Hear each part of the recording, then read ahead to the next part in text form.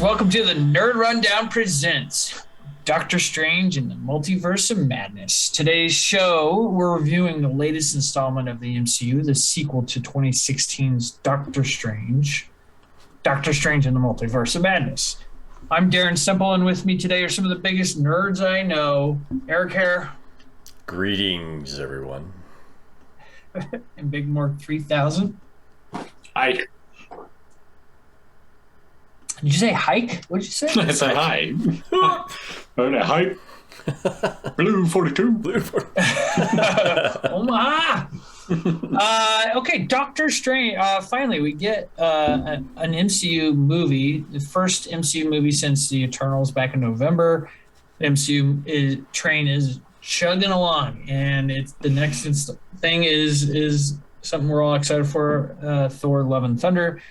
But let's stop and talk about Doctor Strange in the Multiverse of Madness, which, again, is a sequel to the 2016 movie. So I want to start off getting your guys' thoughts, which I know, but nobody else knows, or at least the fans don't know, what we thought of the movie. So I'm going to start with the freshest take. Eric, you saw it Thursday night. So you are like right in your emotions still. Yeah. What did you think of the movie? I thought it was okay. Oh, real quick, this is going to be very spoilery. So spoilers ahead. Spoiler. No avoiding spoilers. Okay. Spoiler. Yeah, I mean, 7.5. You know, I was not thrilled with it. My thoughts on it were kind of confirmed, which is it's going to be really hard for fans, the average fan, to follow the multiverse stuff. It's going to be tough. You know, they do the best they can with it, but I think it's going to be hard. Yeah. I liked it. You know, Benedict Cumberbatch is a great actor. That's no doubt there. You know, great Doctor Strange. He is. Yeah, he really is. And the whole cast is really, really great. I was actually, I mean, we saw hints of it, I think, in WandaVision, you know, when we watched WandaVision, but Elizabeth Olsen's she is a tremendous actress, like just tremendous, because, you know, Benedict, like I said, is everybody knows what his acting chops are. She is phenomenal in this movie. She really is. Yeah. And you really, you know, I mean, we've talked about it before with Thanos and everything, that the villain is always the hero of their own story, and her desperation to hold on to something, you know, drives her to do monstrous things, you know, to get back to where she wants to be, or to be with the people that she wants to be with. And so her character was great. The Scarlet Witch, her performance was phenomenal. The rest of the supporting cast was really, really good. I just struggled with the story. You know, the story was just really, really difficult. So. Yeah. Good. Okay. Go ahead, Mark. Yeah, I'm gonna chime right in. So I think I'm in the crowd that was like, meh. The movie itself, great visuals.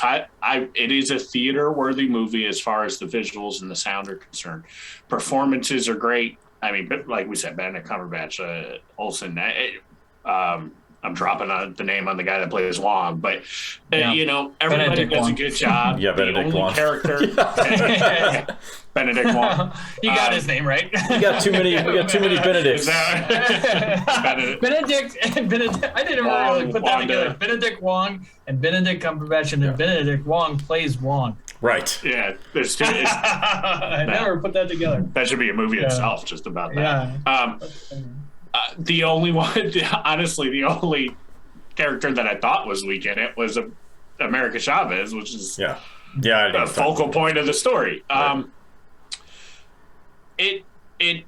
I think it just let me down. I know the whole theories, we get a little lost in that sometimes, but even with that, I was just really let down. And I would say so far this phase, other than Spider-Man, I've been really nervous so far with what's come out. Movie-wise or movie-wise? Phase 4. You know what? Let's get back to Phase 4 near the end. Yeah, because I want to keep this on Doctor Strange, but I definitely have that question for later on. Yeah, and we'll get more into it. But overall, if I had to put it on a 1 to 10, I'd say 5-6 range. Wow. Okay. I walked out of the movie. I went through a range of emotions in this movie this week. Ranging from, oh my God, motherfucking John Krasinski as Reed Richards. Calling that one for a year. Man, I got excited about that. So that was like the highest stuff. It wasn't the only thing tragic. High emotion. Oh man, good one. So if that was the highest high of my emotions, I think that's also telling that a cameo in the movie was the best part of the movie for me.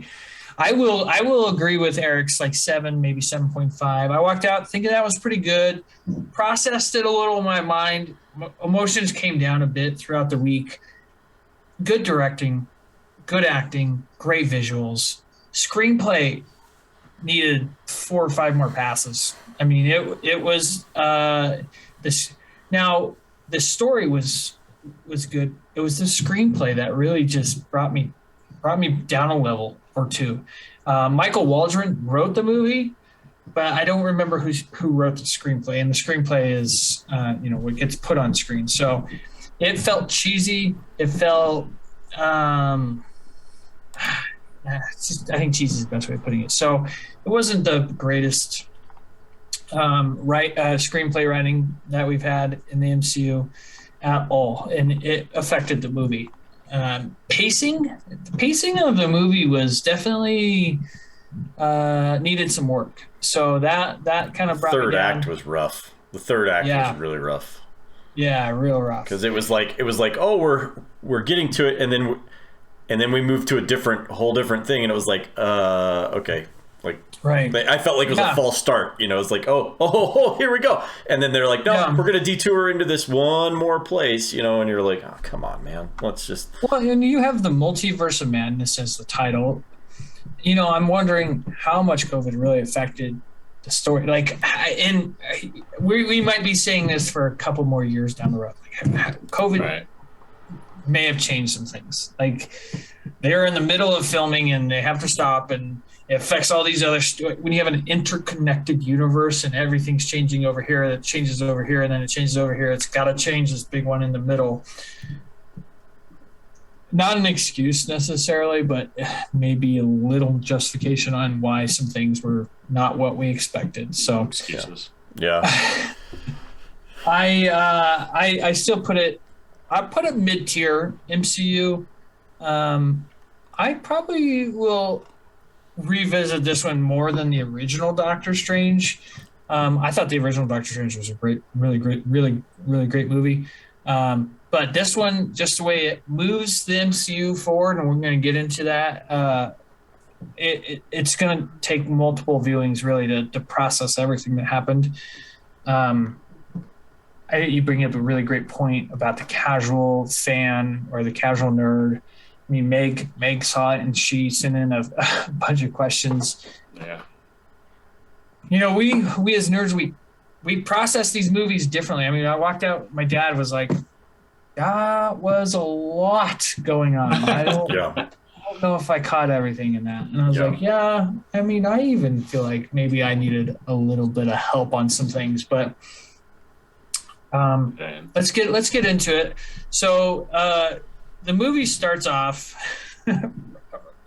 with a banger of a scene actually, as a variant Doctor Strange and America Chavez are trying to reach the Book of Vishanti, in a massively dangerous monsters chasing them. And the Book of Vishanti is one of the MacGuffins of the movie. That it's like we have the Darkhold, which is the evil book, and then the Vishanti, which is the good book.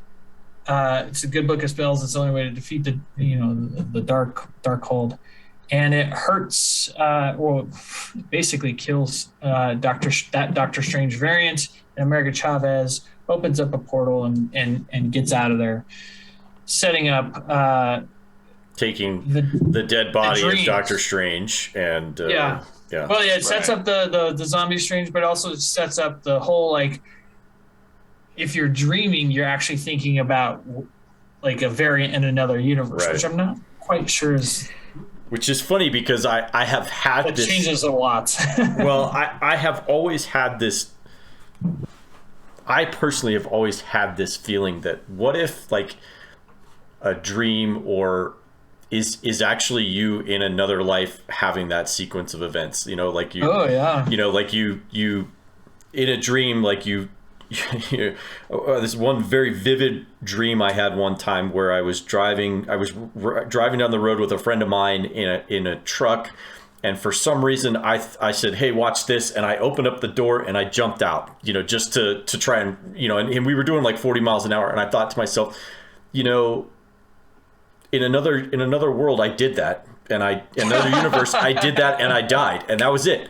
Like that was it for me. And and I thought, how crazy would that be, that like your dream is actually you in another universe, and that is actually what happened to you. It's an interesting concept. It is. I feel bad for my version that keeps going to school naked and late. Yeah. he needs to get back Maybe on track. Maybe that's what they do in that universe. Maybe that's normal. Right. Maybe you're hopping in there on your day. Like everybody's got their day, and that's your day. Let's talk about the multiverse real quick. Let's explain some things, how the multiverse works, because people, it's not easy to understand, and if you watch Loki, you have a better understanding of what is the multiverse, but it still is not very clear. So I'm going to do my best to make this a very efficient explanation. So in Loki, they talk a lot about the sacred timeline. Well, the sacred timeline is a timeline made up of infinite amount of. Sorry, Mike, are you okay? It's a timeline made up of infinite amount of timelines, and so it's like the best way to stroke it and give it just a little. Sorry.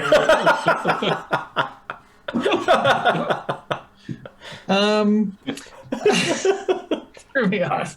Podcast is getting old. Think about a rope, and I meant to bring a rope on here, but so a rope is a bunch of pieces woven together, if that makes sense. Think of that as the sacred timeline that He Who Remains was looking after in Loki. Well, at the end of Loki and Sylvie break or kill He Who Remains, and that breaks open the sacred timeline, branching all those timelines off into infinite amount of timelines. Because even as I say in Loki, if you're late for work, that could create a branch timeline and a nexus event. So when you look at how that affects all the other things in the MCU, sticking with Multiverse of Madness, in one of the scenes, Doctor Strange meets a darker version of himself, and they talk about their dead sister and how that confirms that he's Doctor Strange. So my assumption, how that confirms he's Doctor Strange, is they were one at one point, and a branch timeline broke off at whatever point after his sister died. They all share that like that's a fixed point in all. Yep. That's a fixed point. So after that, it went like this. So it broke off, and they get further apart from each other. And the way variants work is there is one timeline where it all started, and a variant can look the same and it can look different. Example, in No Way Home, you have 2 different Peter Parker variants. The reason for why some of them look different and some of them are the same is because the further a branch timeline gets away from the main timeline, the more they start looking different. But then also you have, like in Loki, you have Lokis that look the same, Lokis that look different. You have an alligator Loki. So the Lokis that look similar are very closely branched to the main timeline, and then they can get as far off where they look like an alligator at some point. So that's the way variants work. Very simple explanation of variants. So as we get into it, we'll talk more about that. I know Meg had that question. How does that come from? And we can bring it up a little further when we get to that point. The fact I just went through all that, this is where it's going to get tough for the MCU to really I mean, this has been my whole concern the whole time, is that it's not simple. It's not simple. You know, I mean, like a bad guy wants to destroy the universe because he's trying to save the universe because he thinks it's overcrowded. So he snaps his fingers and half the thing, and everybody goes back and everything's fine. Yes, he's done a monstrous thing. Yes, he knows he's a monster, you know, but he feels like he's doing it for the right reasons. Simple. It's easy to explain, you know, and really a lot of people don't even know that. Hey, bad guy wants to do bad things. Good guys stop bad guy. You know, like that's, you know, the IQ of 80 folks, you know, like they can sort that part out. Hey, bad guy, good guys stop bad guy. You know, like that's really what it comes down to. I'm the guy with 80. Yeah, well, yeah. I mean, it's like now you have to explain variants and you have to explain string theory to people and the fact that there's an infinite amount of universes and, you know, I mean, there's the whole scene, one of the scenes that they go through when they move from one, they're trying to get away, which, by the way, just to rewind a little bit, did anybody else get in that opening scene, the demon that was chasing after him, anybody else think that looked oddly like the demon from, or the aliens in Live, Die, Repeat with Tom Cruise and I did not get that. Emily Blunt. A little bit. But like the mouth, like the way the mouth was shaped and all that stuff, I was like, okay, is that not the alien? All I know is that a string cheese look is a common theme in this movie. Yeah. So I don't know. I just it's gonna be hard, man. So it's gonna be hard. Yeah, and a big thing with this. Oh, go ahead, Mark. Go ahead. I was gonna say I feel like we got to bring it back into going through the movie because now we're talking about close to the end. But this is an important piece of the entire movie. Like I understand why we're talking about it, and people aren't really understanding why there's 3 Doctor Stranges in this movie. You know, we have to kind of explain that a little bit. Well, we don't. But I will say, go ahead, Eric. Well, I was just going to say, the explainer doesn't happen until 2/3 through the movie. Okay, you don't get, because Rachel McAdams, Dr. Christine says, "Oh, you're from Universe 616." And we're in version 8.883 or whatever, 838. You know, and so, okay, that conversation should have taken place 5 minutes into the movie, 10 minutes into the movie, or whatever. You know, and then you can go back and do a flashback type sequence and show them whatever it is. But you need to explain to the audience, because up to this point, 2/3 of the way through, most people are going to be like, what is even happening? Like, I don't understand. Like, I get that they're sliding from one to another. Like the whole scene where they're being chased. This is after the Wanda situation happens and they're being chased and she grabs him and they go sliding through other universes where, you know, they're like a broken mirror, you know, and then they're paint, and then they're animated, and then they're you know they had all these different universes where they come through, and before they finally land on this one. So I don't know. Like, I thought you should have had that explainer way earlier in the movie. You know, would have been a good place is when they're having coffee with America Chavez, and he's like, "Prove it." Okay, let's go through the multiverse real quick. Right. Yeah, exactly. That's a good point. Yeah. Because she didn't prove it, right? I even hated that. Oh. You what?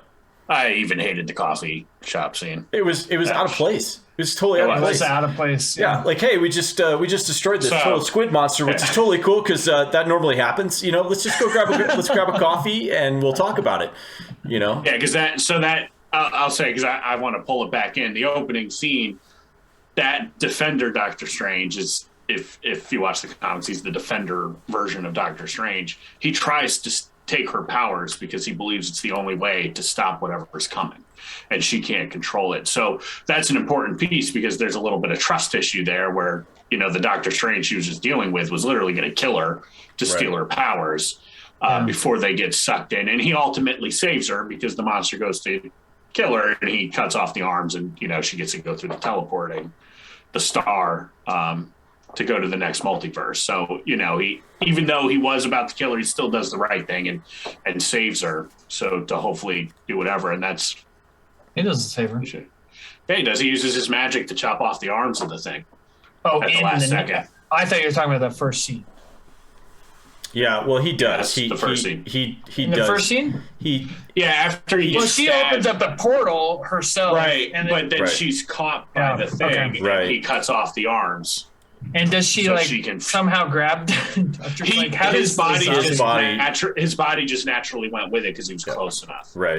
We find out we find that, you know, that's just kind of how it works when she walks in front of the exposition store in the movie. We find that out. They get sucked. Yeah. You kind of get sucked in if you're close enough. Yeah. Yep. The sucker. The Sucker 2000, what's his in Wayne's World? What is that machine? The Suck 2000. Anyway, I don't know. The haircut. I don't machine, own it. The haircut machine in Wayne's World. Oh yeah. Anyway, and now I just lost my train of thought. Well, the important part of the beginning scene about Doctor Strange taking her power is it plays into one of the themes of the movie is Doctor Strange always has to hold the knife, you know, and Christine says that, like, you have to be the one to be the hero. It always has to be your way. Like that's Doctor Strange's arrogance. And at the end of the movie, he lets America Chavez win the day. And that was kind of the character growth throughout the movie for Doctor Strange is, does he give it up? So what you're shaking your head, Morg, why are you shaking your head? Well, I'll wait till we get there. Well, we're here now. We're talking about it. You're shaking your head now. Okay. If we're jumping to the end, I didn't know if we wanted to. Well, we don't have a structure here. This is a conversation, and we're just going about it. Yeah. So with that, my problem is you forgot. So I hate so much in movies. We're talking about this girl who has this power to travel through universes, but she can't control it. Right? That's her power, which is a pretty darn good power. She doesn't know how to control it. We understand it's more fear-based. Something happens, a bee lands on her and she freaks out. Somebody looks at her the wrong way. She freaks out and she teleports. She can't control this thing, right? Like, we don't know how to control it. Well, it turns out to control it, you just need zombie Doctor Strange going, the power's in you. You've had it all along. So it's being delivered by this dead zombie who's looks cool. Like, he looks cool, but it shouldn't have been delivered by zombie Strange. And all he did was go, believe in yourself. It's Hook, the movie Hook. I didn't say that, Peter. I didn't say. I totally agree with you. That and was she a beats terrible up way of Wanda. going about it, but it doesn't take away from the fact that Doctor Strange had to give up control of America Chavez at the end. But even then, as part of his growth. Even then, I feel like it's a dumb way of doing it, but it doesn't. I feel like Doctor Strange had no growth in this. He was just there, because the growth is he's always been in control. But to be fair, he saw 14 million different outcomes and knew there was only one. It's not like he needed to control the situation. He went into all the outcomes and there was only one that worked, so he did what had to do to work. Or not did like he go through 14 million, see one that worked, and stopped there? Well, we just got to take his word for it that he saw everything and there was only one. But I don't know. It just didn't feel right. It felt strange. And the thing that takes Wanda down is this 14-year-old girl that just had a good pep talk for 3 seconds. Totally, like that was pretty dumb.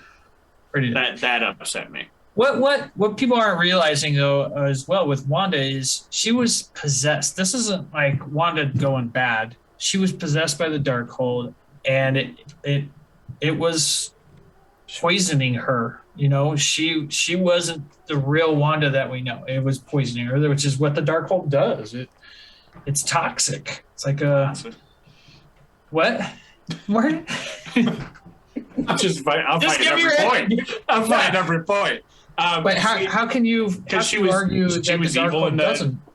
Well, I agree, but I think it's it can make that tendency stronger if you have it in you.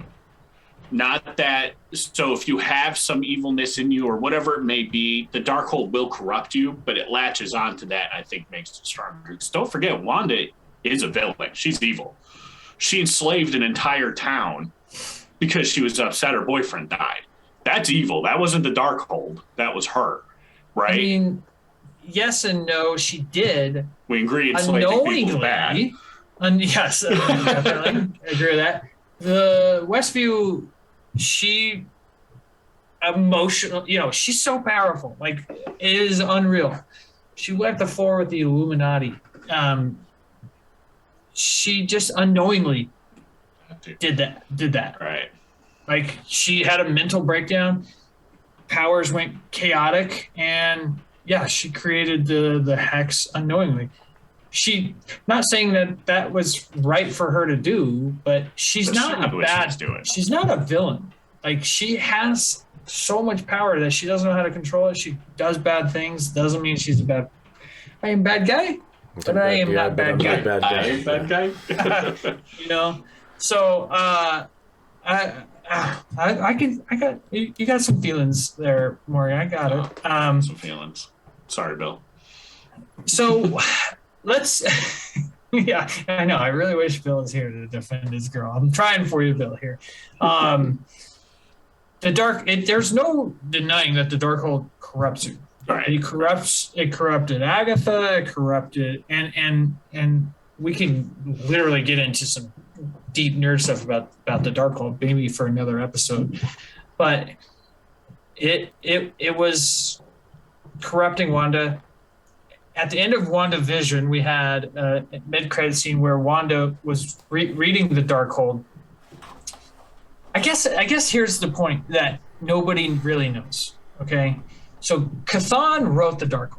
Chthon wants incursions to happen because he gains his power from the multiverse breaking, and he's a as they say in the movie, he's a demon that wrote the Darkhold, and he wants to use the Scarlet Witch as a tool to break the multiverse. Right. So he may have even, somewhat caused Wanda to create Westview so that she can see that she could have kids in the multiverse, and that she would search the multiverse. A corrupted Wanda would search the multiverse for her kids, and that would help create incursions. And an incursion is when two universes collide.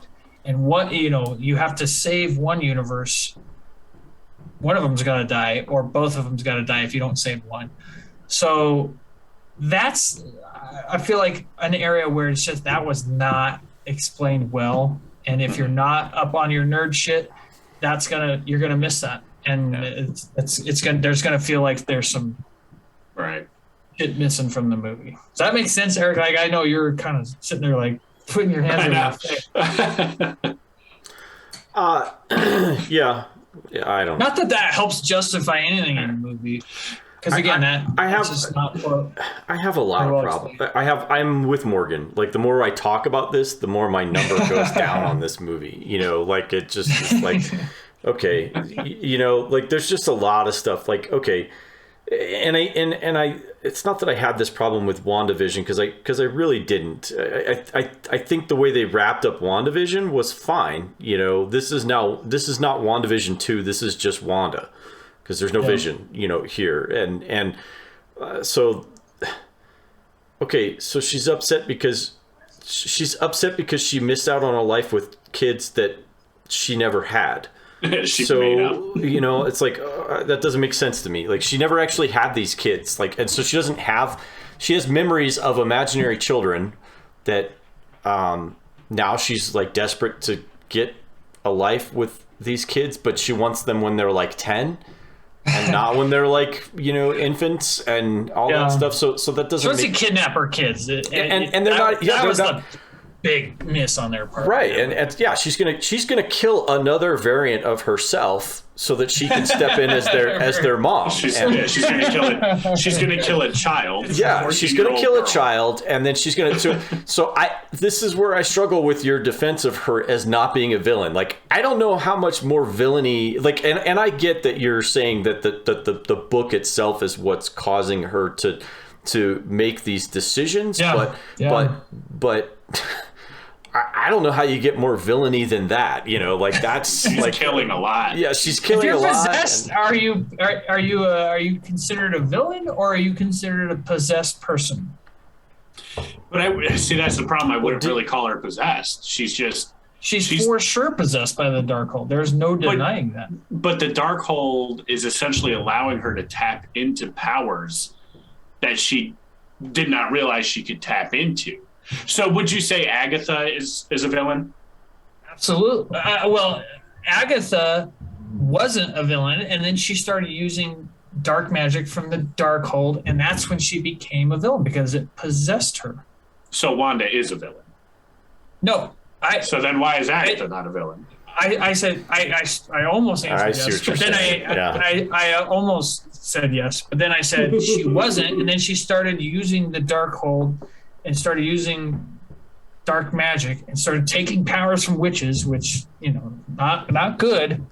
not saying that. Definitely not good. Once you start using dark magic, bad shit's gonna happen, and this is this is a thing that sets up Doctor Strange's future. He used the Darkhold. He's got the third eye. Is he embracing dark magic? Is he going to be able to withstand the Darkhold's power within him? Yeah, and I think a big problem that I had with the movie too is we talked about this on the last show last week. Are we getting to that point of not for the general audience? If you did not watch WandaVision, this movie, you'd be lost 5 minutes into it. Or Loki. What If. You'd have no idea what the point was going on. Because I didn't watch What If. So exactly. So if you watched What If, you'd probably still have the same feeling. Like, there was no. It's not a direct tie-in, but there are certain things that happen in What If that's like, it gives you a better idea. I see what they just referenced. Right. Yeah. Here's my question for you guys, okay? Because this is a direct tie into what you're saying, Morgan.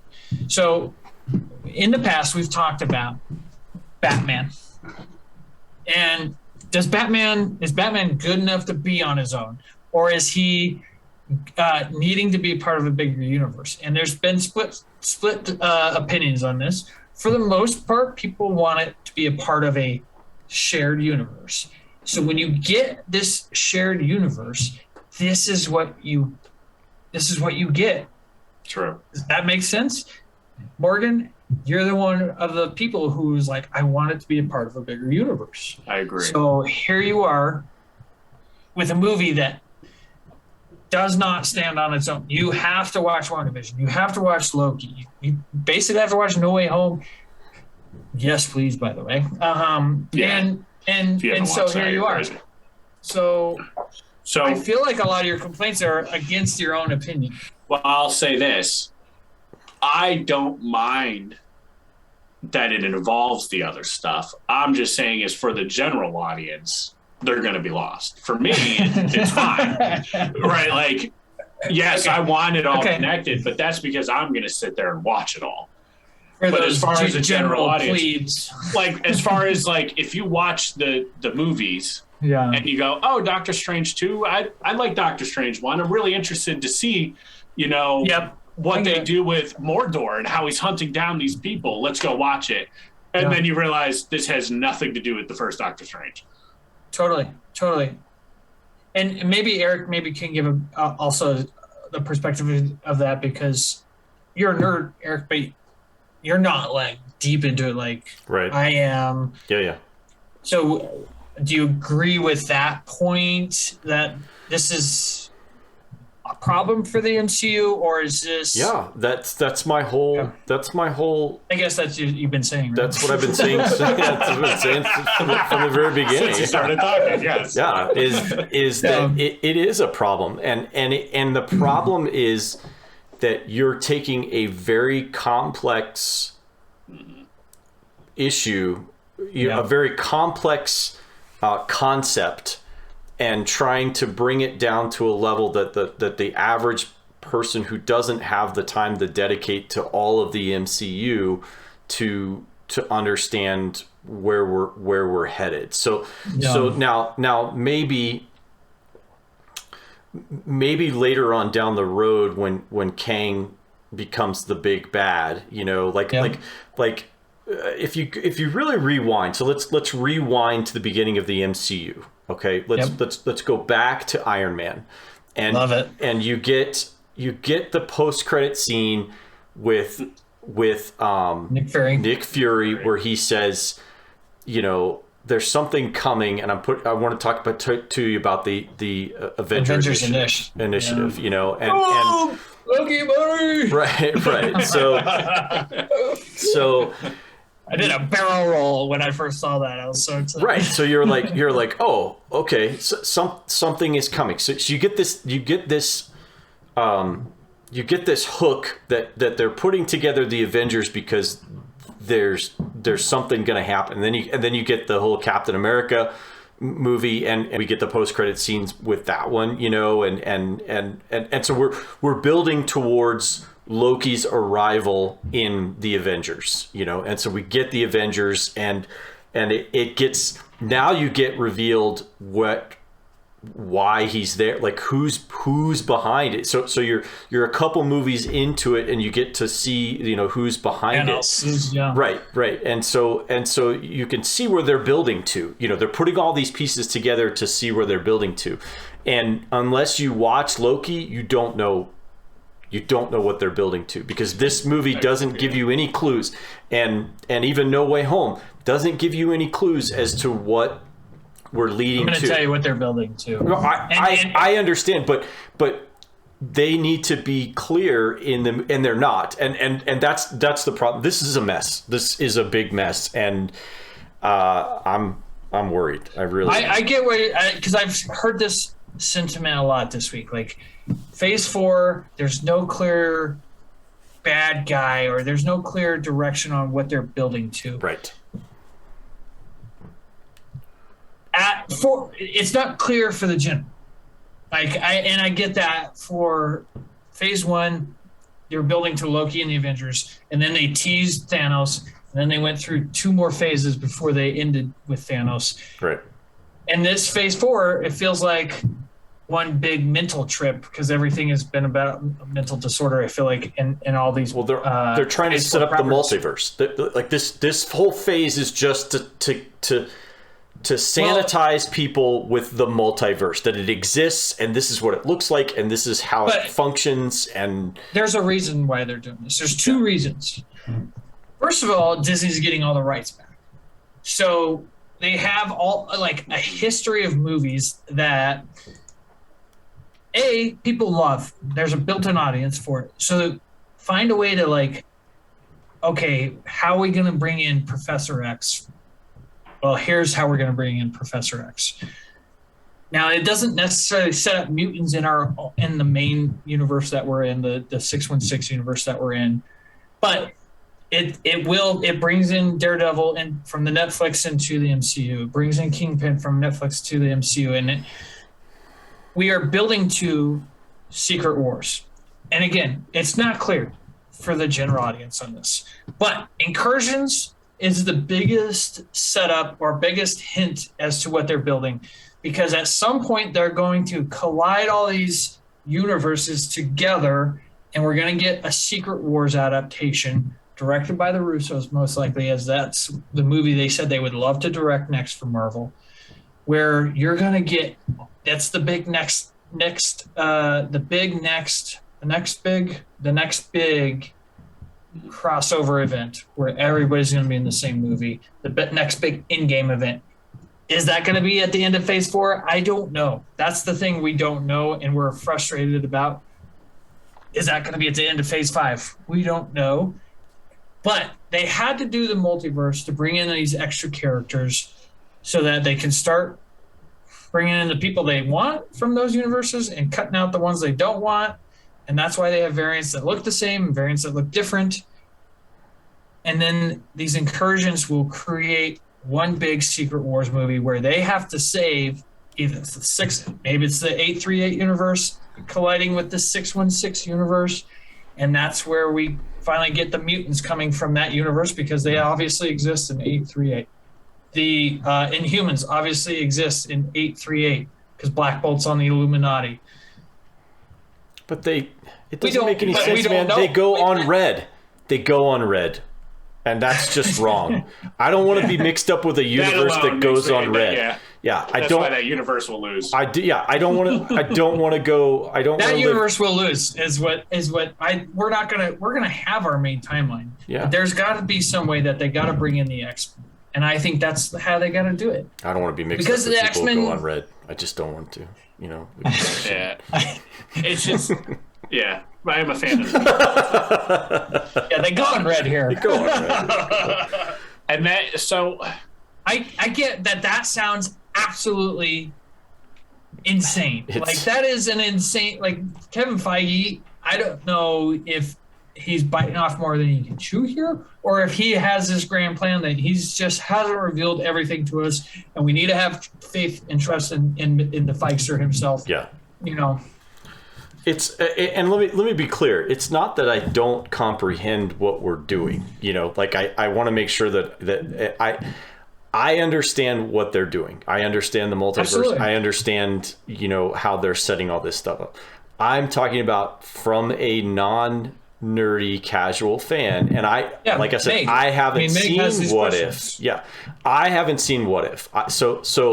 But I had to piece together from the trailers and other stuff that I have seen to say, oh, Captain Britain, is Haley Atwell is now in this universe. She's I guess Captain. would have helped with that. Right, exactly. and same, if you understand why. And same thing that the Captain Marvel. It's not Brie Larson. Right. It's Lashana Lynch. So so there's differences. I liked more as Captain Marvel. Yeah, absolutely. I didn't get to my second point, and I know I talked a lot there, so I'll make this a quick point. The second point of why they are doing multiverse of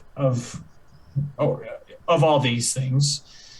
Oh, I guess I did. I got to Secret. So I did bringing in all the other characters. This is the next setup. So I did, but I feel like I had another point. I would say the multiverse makes sense to, as far as, again, if we go with the financial side of things, and now that they have the rights to so much, you got to bring them in somehow. And doing a multiverse is, as far as I'm concerned, the easiest way to just naturally bring these things in without explaining, well, why the hell did they not help fight Thanos, or why did they do this? Why did, it's like, well, because they didn't exist here. Now we're getting them in. But, and something with this movie too, is I feel like we're starting to get into that tough area of powers that are too powerful. And what is the limitation or guidelines on that? Like, that was one of the big problems I had with Captain Marvel, was how powerful is she? She can fly through a ship. She can do this stuff. Like, can't she just do it all herself? Now we have a character who can literally, as far as we can tell, can now control the power to go through any universe she needs to, right? So now when it's, oh man, they just killed Doctor Strange. Oh, don't worry about it. Hey, buddy, we need your help. All right, we got Doctor Strange back. Oh, don't worry about this. I can just go to this universe and get out of here. Or, what, that guy's a real problem. I hope you enjoy the Paint universe, and send him away. So now we have somebody that really is super powerful with what she can do. And so what do we do with that? How do they explain that? How do we just write her off so she can't do that stuff? WandaVision, is she super powerful? Or WandaVision, Wanda, Scarlet Witch is super powerful. Ooh, Bill's real mad.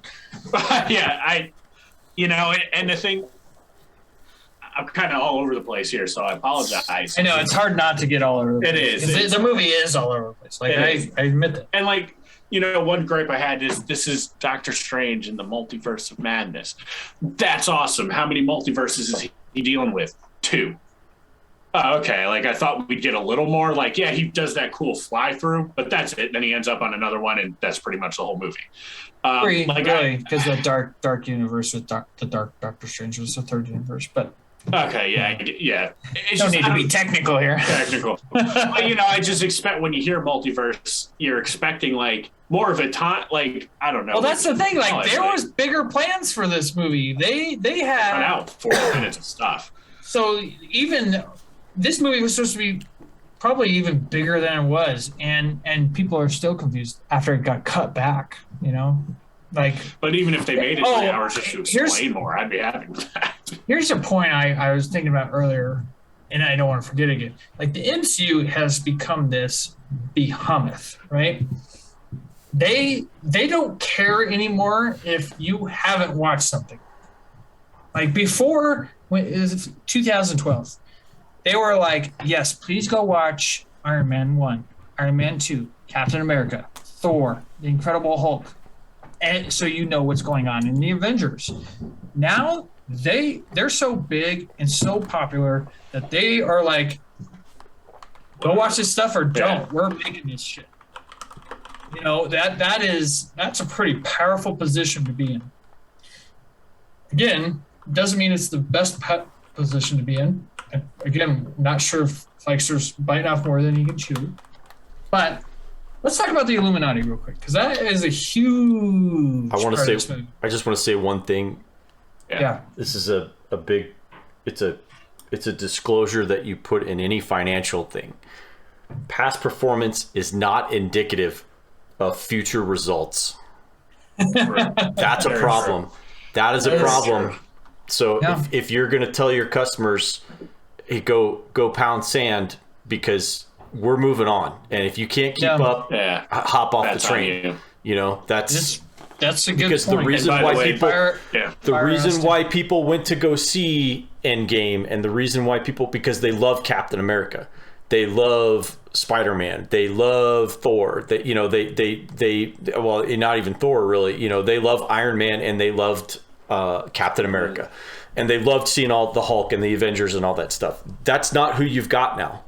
That's not who you've got. You're pulling Doctor Strange, you're pulling the Guardians of the Galaxy out as you're bringing these people along. So you don't have the stable of superheroes that you've always had. Very good point. That are pulling you forward. So just saying, be cautious if that's going to be your attitude. The first movie you make in this space. That is a really, really good point. Yeah, the first movie you make in this space to draw people in is Black Widow. Right. I mean, that should be a sign like, wait a minute, we need to reevaluate here. Yeah. I mean, that was a few years too late. That movie was just garbage. They were like a decade too late on that. So you do need, I don't disagree with you, Darren.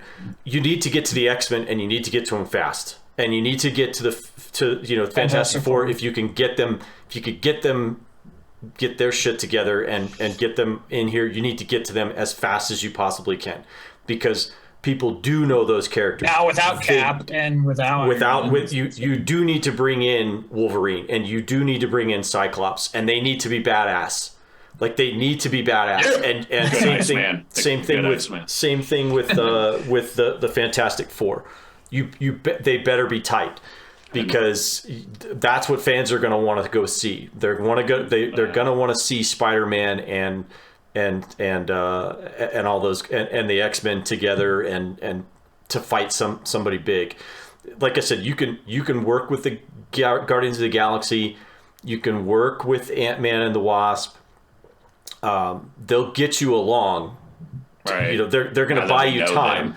Doctor Strange is buying you time. Thor is buying you time because these are holdover Avengers from the original MCU experience. But you better get to the X-Men quick, and that's my. So that's let's my get to the Illuminati. Yeah. And they did. So and this is our first instance of mutants really being a thing in the MCU. Yeah. And what they do, they bring in the man himself, Patrick Stewart, as Charles Xavier, and they do it in a way that reminds us of the X-Men animated series, not the Foxman movies, but he has his green suit from the animated series. He has his floaty yellow chair. So for our fans of the X-Men animated series, I was like, oh, yes, please. So is that X-Men animated series, is that now part of the MCU? They are continuing that story with X-Men 97, the animated series coming up. And apparently that's getting some really crazy rave reviews. And then they have our man, right? He's the nerd rundowns man. John Krasinski as Reed Richards. One of the biggest fan casted. This is like one of the first times where a big fan cast actually came true, and it came true because it makes perfect sense. Like, he's a perfect Reed Richards, and John Krasinski. We talked about it in the rundown. Didn't want to necessarily talk about this then. He's shooting season 4 Jack Ryan right now. They're ending the series after that. The director of Fantastic Four just stepped down. Are we about to get an announcement that John Krasinski is stepping in as the director of the Fantastic Four movie and then also starring in the movie as Reed Richards? Please let that happen. Please let that happen. I know who you want, Morgan, and I'm gonna mute you as soon as you start talking about it. But seriously though, like, we got some really great stuff out of the Illuminati, and it really set up a lot of future stuff in the MCU. Maybe some big plot holes. Like, now though, that want to wipe the floor with that team, and there's got to be some repercussions there. I don't know if that's a future story that's gonna happen. Maybe that's what starts the Secret Wars battle moving forward. I don't know. What did you guys think of the Illuminati as a whole? Yeah. They're dead? Yeah. And yes. All right, so the Illuminati as a whole. Awesome, right? When we first see him, you got Anson Mount back as Black Bolt. Yeah. In a good costume. Like, they definitely, so I think the whole Illuminati thing was solely to do some fan service, and that was it. Okay. It was completely pointless unless it goes into a Secret Wars thing, because now this Earth is mad. But it was solely just to give you a little, like, here you go, fans. Oh, by the way, F you, because we're going to kill him. I don't. You hear the story about, he's telling them, like, this Scarlet Witch is coming, right? She's here. She's going to destroy the universes, what she's trying to do, blah, blah, right? The Illuminati, who's very concerned about the multiverse, hence they had to kill their own Doctor Strange because he caused an incursion, which is when two universes collide, and it's not good, right? He did that to try and defeat Thanos, blah, blah, so they had to kill him because he's too dangerous. So they admit, hey, Doctor Strange is always the thing we find is truly the most dangerous thing. So now you have the most dangerous thing in front of you telling you about what he's scared of that's coming, right? The most dangerous thing is telling you what's more dangerous than him. And they're like, yeah, we can handle that, witch. Get out of here. You're nothing. Like, forget about it. Yeah. Forget about it. And then what happens? They die in 3 seconds. Every single one of them, just dead, right? Including the most powerful mutant in existence, loses in a mind fight with the Scarlet Witch in 3 seconds, right? He is the most powerful mutant when it comes to his telekinesis, his mind power, and blah, blah. He gets in there and it's like, maybe if I pull you out of the rubble, we'll be good. next snap. That was a dumb scene. That was a dumb scene. Now the way they introduced him was fantastic. Even when he did his little mind thing for Doctor Strange, like you saw the waves come out like you would in the comics, and I was like, that's cool. I like that. Yeah. The way they showed Black Bolt's actual power when he's like, I'm sorry, and it just that's so cool. Reed Richards' stretchiness was a little. I mean, it didn't really show as that. Good as the first Fantastic Four, with the brief seconds. It was like a real quick step down, and they all get like the noise, except for Mordor, who gets stuck in a hole, right? Yeah. Like he's the only one that Doctor Strange outwits him a little bit. He's just stuck in a hole now. Congratulations. Right. There was a lot of dumb scenes in this part. That's what upset me. Like now, if they went to that Earth early on, and the Illuminati had to help them and like try to explain, and we got a little more story or whatever it is, like them explaining to Doctor Strange, like, you can't use the Darkhold because this is what happened. Just more to it. And then there's a big fight and the Scarlet Witch takes them out. At least like they got something and it was worth it. Not just the quick 3 seconds we got and they're all dead. Okay. Eric, what do you think about the Illuminati? I don't know. Listening to Morgan talk about it's kind of changed my opinion a little bit. like I said at the beginning, they're dead. So what does it matter? Yeah. Like they're not in existence in this one, and they don't exist, at least in an essence. It was confirmed they don't exist in this. They were specific to the 838 universe. Yeah. So what was the point? I mean. How did it move the story along other than saying that Strange was the problem in every universe? I mean, the only part that I can see where that kind of plays in is that it progresses him as an individual onto the revelation, which later on you alluded to earlier. And I think that's the part that pisses me off about this movie the most is it's sloppy. It's sloppy in how it moves. You get the comment by Christine. You always have to hold the knife, and then we get to the Illuminati, and it's just like, well, you're the problem in every universe.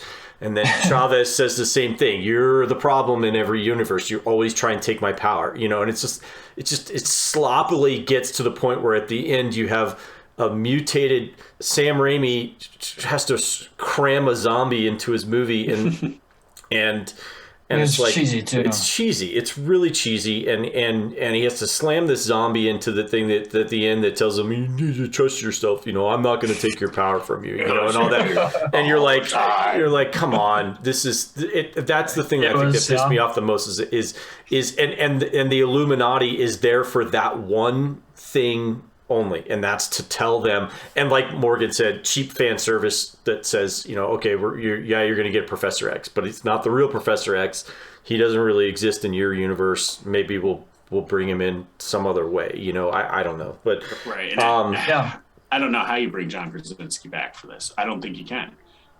You just introduced him, and then you killed him instantly. Your first introduction in Marvel Cinematic Universe of the first family, Reed Richards, is to kill him. Yeah, like that. That's just He got smoked by a possessed woman, so she's not a villain. I mean, she's a possessed woman. So a possessed woman. All right. And again, the whole thing, right? A big flaw. I'm trying to help Bill out. Okay? The big flaw with the non-villain, right? The non-villain who's just who read a bad book that really changed her mind, right? The problem with her too is she wants her made-up kids, right? Again, we talked about it. She just made them into existence. Right? They don't exist. They're not real. They're not real. She wants them back. She's not trying to find Vision, who is alive, right, in this new body, right? We're not trying to find him. We're not trying to find a world where, what if Doctor Strange, one of the smartest guys, right? He's supposed to be super smart, really dumb in this movie, but supposed to be super smart. Couldn't somebody just come up with a solution like, hey, well, you know what? There's probably a universe where the mom's dead. Let's find that one. Right. You could step right in. Yeah. Or how about, hey, America Chavez? Corrupted, Morgan. I don't think you're understanding that she is corrupted. She's not thinking clear. And then as a mother, what's the most important thing in your life? not your dead robot husband. She's not a Made mother. up children. She's not a mother, though. I That's know, but she finds out that she is a mother in another universe, and this All right. okay. This is stupid because what I hated this in the movie. I'm like, is she gonna go kidnap these kids? Like it was stupid, right. but she was corrupted. So. I mean, listen, like, I'm sorry, Deanna. I love you, but I need to go save the universe and get Scarlet Witch impregnated to have children. Universe solved. All universes are saved. She's now going to have children. It's not this. I'm sorry, Deanna. Vision It's for the she fell universe. in love with. Like it's not. She can't even have kids with Vision. He's a robot. Actually, he does have a dong. Actually. Oh, he does, but I don't think he can reproduce. It's like from Star Trek. We all know robotic. We are dongs talking exist. about a movie about a witch. I think you can surmise that Vision has a dong and that it can. But even when produce she's wiping out the Illuminati, I mean, Captain Britain yeah, and Captain Marvel just stood there. Captain Carter. Yeah. She smoked him. And that was She's awesome. Like they That just was really stood cool. there as he was like turning into string, and they were like looking at each other. Nobody even They threw were a shield. totally. That's because Wanda in that universe is just a single Scarlet mom. Witch. Yeah, right. She's still the Scarlet Witch. She's just not Oh yeah, but we don't know. because she has her kids. She has powers. She has powers, but she's just a single mom in that universe. So She's a single hardworking. they woman. underestimate her. I think we wrap it up. I think what Yeah. we can the final synopsis is this was a letdown of a movie, and the MCU is not perfect. They have not hit a home run every time, like Eric has said, and they may have bit off more than they can chew with this movie. I see what they're trying to accomplish. I see it because I'm a giant MCU nerd and I study this shit. Like, I have a PhD in my MCU knowledge. I am not the normal person. Right. I am not. I'm not normal. We all know that. That.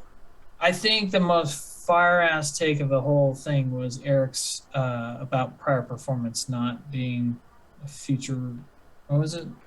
Prior Education. performance is not indicative of future results. Thank you. So I think that is a fire ass take, Eric, and hopefully Thor redeems the MCU a little bit. Thor: Love and Thunder, which I have full faith that it will, because I just don't see Taika and that team letting us down. We don't have much further to go before we find out if that movie is a letdown. Because Phase 4, let's talk. We did say this. I want to maybe cap it off with this. Let's take a look back at Phase 4. Black Widow, 6 at best. Morgan, what do you rate Black Widow? 3. Okay. It was a completely useless movie. 3. I gave Doctor Strange Multiverse into Madness of maybe 5 or 6. Okay. Eric? 3 or 4, yeah. I feel the same way. And mainly because they're hot ladies in it. That's the only... Otherwise, it's like a 2. Yeah, I'm happy he gave us, what's her name? Florence Pugh. Yeah, That's Florence it. Pugh, because she is not ugly. It did definitely help. Okay, so we have Black Widow, then we had Shang-Chi.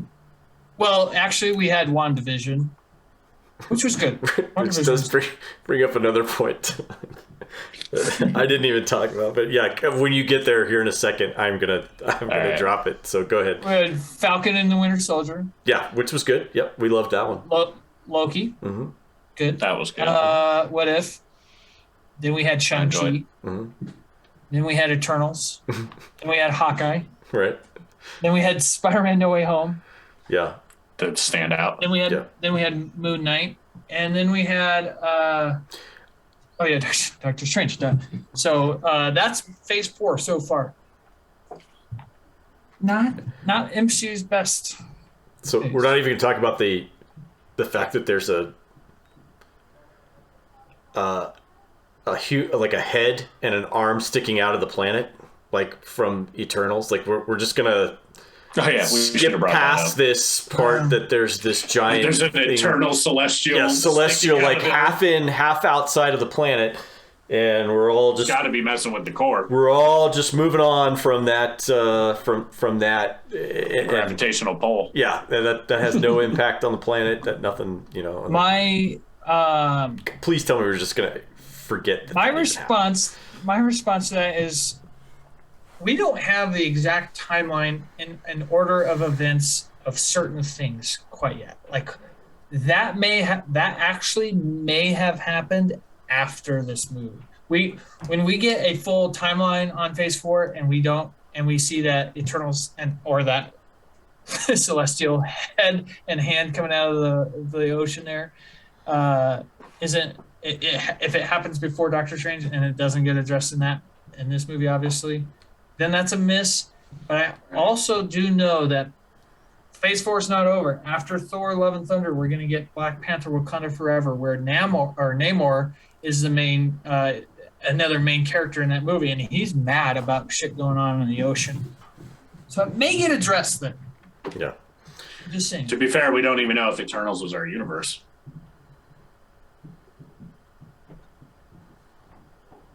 Right? I mean, it doesn't. I honestly feel they're gonna memory There's hold nothing that that whole ties movie. it to our universe. Yeah, they I mentioned. think they're gonna memory hold that whole movie. Yeah. Like if they'd be like, "There's nothing here, nothing to Right. see here." I mean, they mentioned Thanos and sacrifices, but that could be any universe because we know they fight Honestly, in more they than did. one universe. They did.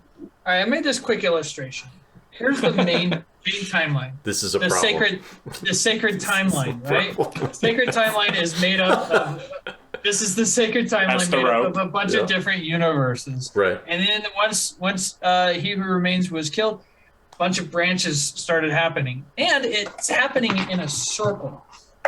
So Yeah, time is in a circle. Yeah. like as we look at a circle, One ring. we could be here, and another thing could be here, and it could be 30 years ago. It could be 30 years in the future because Right. it's all in a circle. So.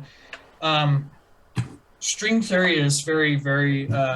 You brought that up, Aaron. Yeah. It's, That is it's a something reason I why would love to do a people whole with episode IQs of 200 are the ones who think about Yeah. that shit. And Because I just want to say my quick final thought about it is this felt like Yeah, a let's movie. do quick final thoughts. Quick final thought is this felt like a movie where the studio stepped in to change things. That's what I felt like.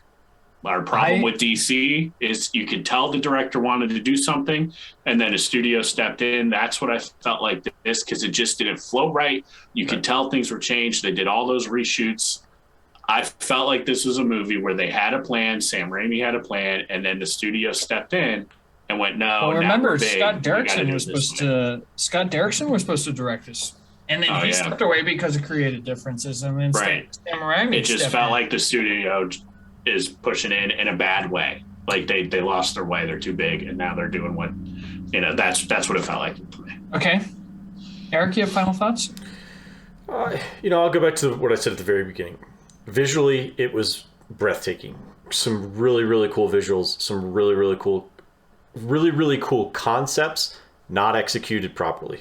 That's what they did not execute. Acting wise, I thought everything was great. Benedict Wong is great. Benedict Cumberbatch is great. Elizabeth Olsen is really great. Rachel McAdams was good. Benedict Cumberbatch.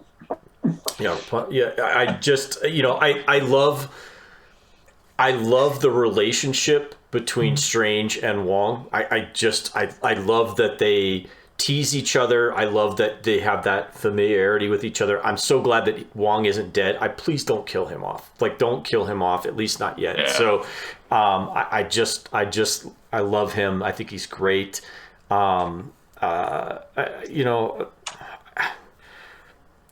They missed. They swung and they missed, and I'm concerned long term for how they're gonna make this palatable for everybody. And like I said, you got to hurry and get the X-Men and the other big stars in there because Thor and Black Panther and the Guardians and Strange are only going to be able to carry, and Spider-Man are only going to be able to carry you too far before You don't have Chadwick Well, Boseman. Spider-Man can carry him by Pretty himself. far. I will put him aside as he's one of the top. Now, Yeah. Okay, good thoughts. When we were going to get final thoughts, I had the exact opposite thought of Morgan. Like, I felt like they gave Sam Raimi too much rope. But now that I think about it, maybe it's a little bit of both. Like, they let him do his own thing, but then they came in and were like, you need to do this. And then Sam Raimi was like, I want to do this. And it didn't mesh, you know? So it was a miss. We can admit to that. It wasn't, maybe a 7 is probably too high. That's a problem when this is a big movie and it's a miss. Yeah. It's Doctor Strange. It's not some side guy. The MCU will keep chugging along. It will. Oh yeah. I'm still looking forward to see what happened. Yeah, I mean, this movie's still going to pull in, a ton of money. So what are they? And it's going to keep chugging along. I think it's at 5. It's definitely above 600-700 million. I think. Box office. It's right now it's 5. This is without this weekend's results in it, and it's 568. Budget was 200 million. Box office is 500. Yeah, I mean it'll probably cap out at 800 to 900 million dollars. So it's going to be. Yeah, it's not going to do Endgame or No Way Home numbers. Right. But I think that's a success if they quadruple the budget. So I will be interested to see how this movie ages as well. I will be very interested in that because some movies and you got misses in the MCU that they kind of fix a little bit. Like you got Thor: The Dark World. They kind of went back and fixed that a little bit with some stuff with Endgame and some of the other things that went on in the MCU. So Feige knows. I still trust in Feige. He's the man.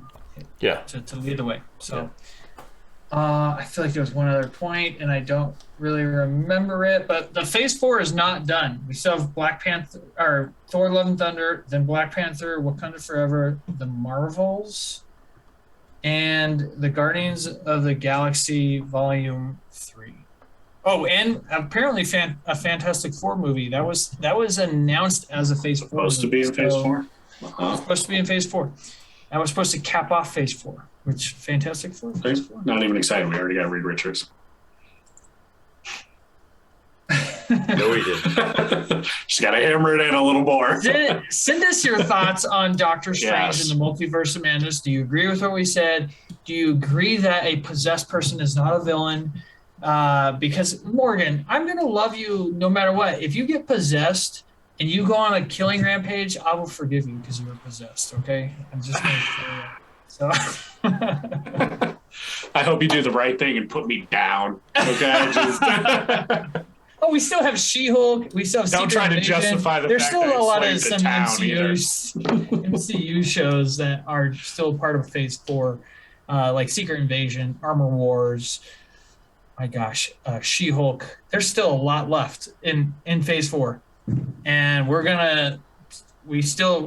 it's now that I think of it, there's a lot left in Phase 4. They can still redeem Phase 4, I think. There's been some good stuff, but not some good stuff. All right, guys. Well, thanks for joining the show. Thanks for giving your hot takes and cold takes. I don't know. Maybe I had some cold takes in there.